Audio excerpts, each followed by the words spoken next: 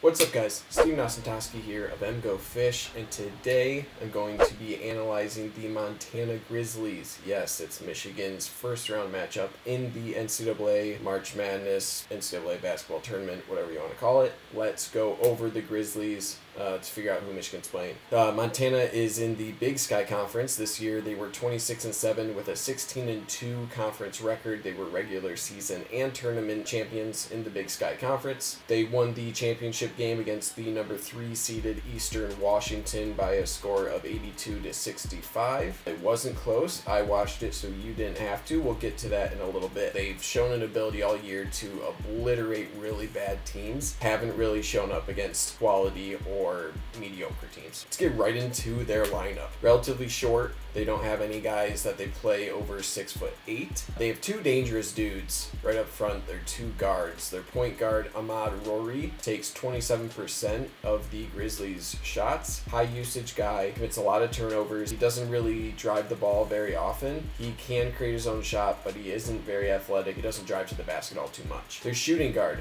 Michael Ogwine.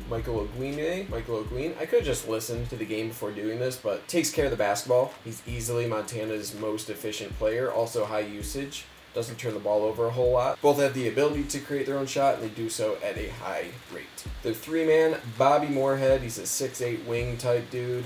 He's very much in the just a shooter mold. He has a headband. He absolutely looks like the guy who would wear a headband on this team. I used to wear a headband back in grade school when I played. Yeah. He looked uncomfortable doing anything but shooting. Shooting was his thing. He had a drive or two. The two post players are essentially the same guy. They're both 6'8", kind of bruisers in the 6'8", 230 to 250 mold. Both are best in the paint. They're not comfortable ball handlers. They don't drive to the basket. They don't dribble a whole lot. Neither are shooting threats. They only have two bench players that they play. First guy is this little squirrely dude, Timmy Falls. He's a freshman guard, not afraid to attack the basket. Another wing sort player they have coming off the bench, number 4, Saeed Pridgett. Relatively athletic dude, shooting 50% from 2.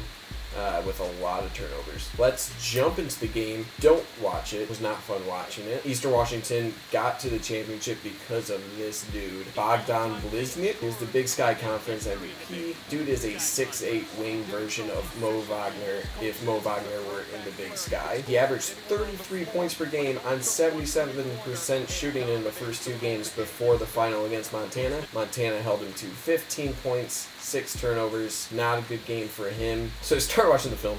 And I was initially like, okay, let's see what we got. You know, a couple guards who can create their own shot. Should be exciting. Nice crossover here. Create some space. And nope. So not great. Not great. Second offensive possession. Let's see what happens here. And boom, right in the face. There you go, Jamar. Here's 32. You got Bogdan with the ball. And you just have two guys from Montana going up to him. Just leave a guy in the post wide open for a wide open layup. So, not great, Bob. Not the best. Not the best. Let's go through some specific areas of Montana's championship game that I think will be relevant for Michigan's matchup against the Grizzlies tomorrow. Actually, today. So, first category. I don't know why I use that music, but now it's a thing. Defense, pick and roll. Montana lives in man-to-man defense. They trap hard. They trap on the pick and roll about 90% of the time in this game. Not only do they do this to force turnovers, but they try to force late shot clock situations for the offense. There were lots of missed opportunities for Eastern Washington in the pick and roll game. Again, as I mentioned before, Bogdan is Eastern Washington's dude. He does everything for him. More often than not, he was the guy getting trapped, and it usually turned out like this. Let's go through these plays now. So Bogdan, you see him on the wing here, gets caught in the trap, turtles, turns his back to the basket, finds number 11 here, who smartly gets it to the paint. They find a guy open on the wing, semi-contested, pretty open three, just misses it. Super sloppy job by both teams, especially Montana. They're super slow to man up after the initial trap. You know, they don't hit the three, but it shows a weakness of the trap game. Bogdan trapped hard again near half court. He's forced into a terrible pass. He has to leave his feet. Bad pass. Again, same story. Number 11 pushes into the paint, finds a wide open number 20 who hits a corner three. Montana, again, does a horrible job getting back after the initial trap, and they just leave this dude in the corner to nail a three. So, Bogdan again. Who else? He's trapped on the wing this time. He eventually finds number 4 here, who smartly comes and helps him at the top of the key. At this point, he has two options. He has a big dude on the baseline or another corner three for number 11. He shouldn't have even gotten to this point. Bogdan should have immediately passed it to number 15 after the initial trap. And you look at this guy, he's got all the room in the world. He can go for a layup against a point guard in the paint, or he can kick it across court to number 11, who's still in the corner for the three. And the fourth one with Bogdan here should be a travel call, first of all. And second of all, he makes a really terrible decision to pass across the court to the other side. Get number 11 wide open next to him, leads to a transition layup. So, pretty brutal. They tried a couple times, Eastern Washington did, having someone other than Bogdan have the ball in these pick and roll situations, and it turned out pretty terribly. Let's roll this first one. Number 11 is trapped, runs straight to the sideline and calls a timeout. Like, what are you doing? I have the ball. I'm going to go to the sideline. Fuck. It's like, no, he freaks out. So that doesn't work out. Number 4 has the right idea. He gets trapped on the high ball screen here. He hesitates ever so slightly as Montana reacts to that initial motion for that pass. Pass is tipped, and it's a turnover. Rare scenario where they didn't trap. Number 4 drives to the paint uncontested, finds number 15 on the baseline, who's correctly coming to the basket for the alley-oop. There's only one defender to guard 2 guys. Really easy play. This second one here is barely even a pick, like not even.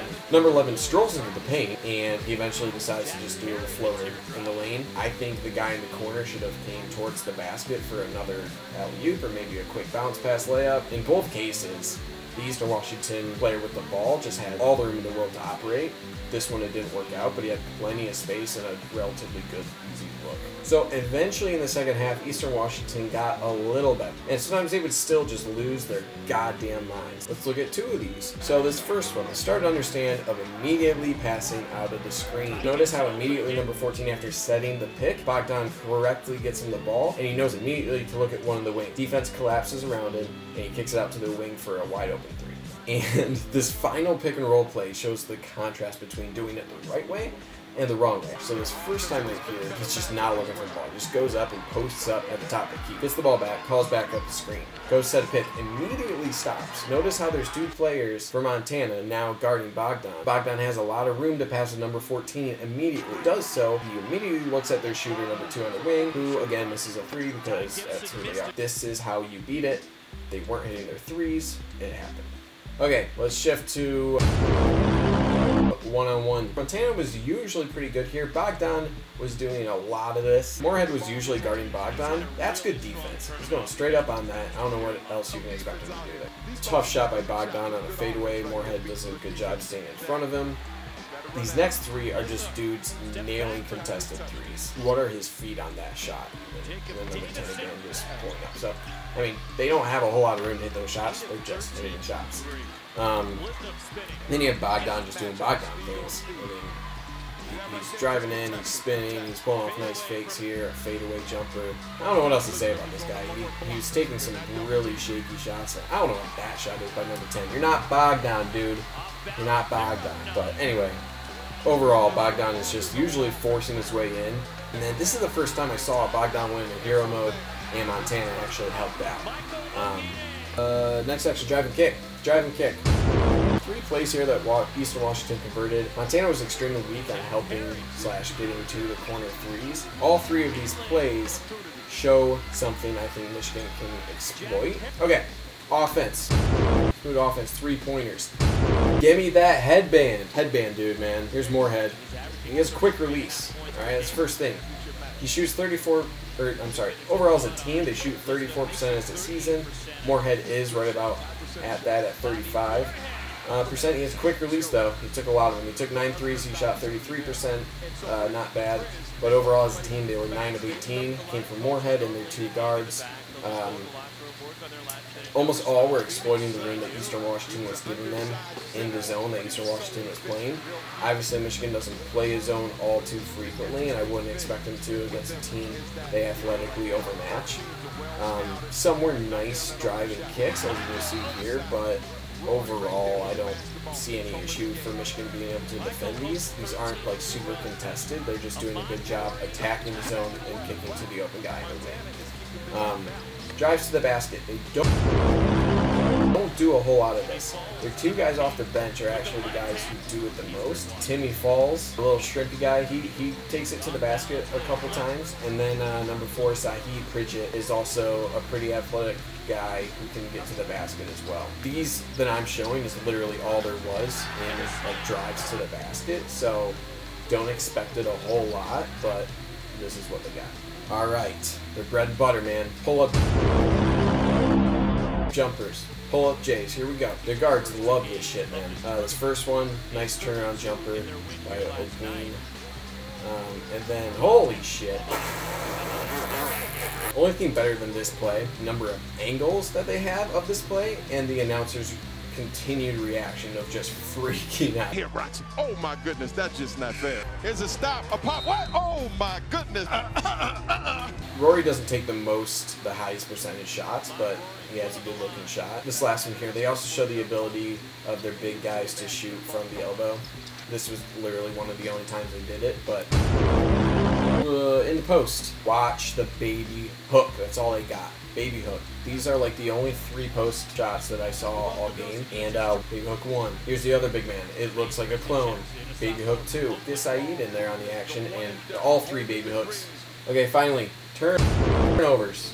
8 or 9 turnovers. 9 turnovers in this game. 8 turnovers. 8 turnovers in this game. Numbers.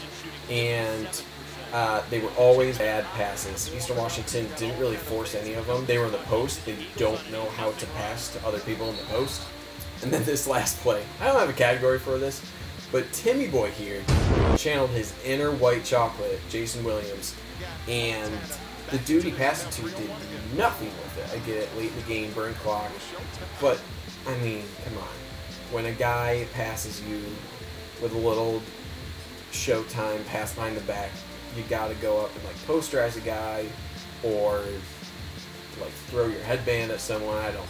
So what did we learn today? 1, immediately pass out of pick and roll. 2, their guards are their dudes. Gotta lock them up. Can't let them get easy looks. They're not really going to drive on you, so you have to ensure they can't create their own shot. Give them as little room as possible. That is their offense. That's how you shut down their offense. And number 3, don't run a zone against them. They're not athletically superior to Michigan. Michigan's got a big advantage there, have the height advantage there. Playing a zone would just be lazy.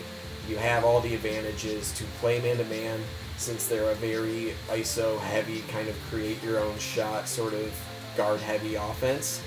Play close to them, you'll be good. Wagner and Teskey should absolutely be able to handle both of the big guys that Montana rolls out there, have a big height advantage against them both, and neither of the big men for Montana are particularly athletic to stretch out Michigan's bigs, and even then, Michigan's a good matchup there as well. I see Michigan by 18.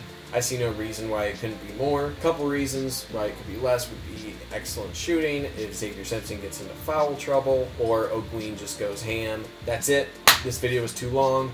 Like, comment, subscribe, Twitter, @StevenToski. That was fast. Thanks for watching. Go Blue. Beat the Grizzlies. Goodbye. See you later.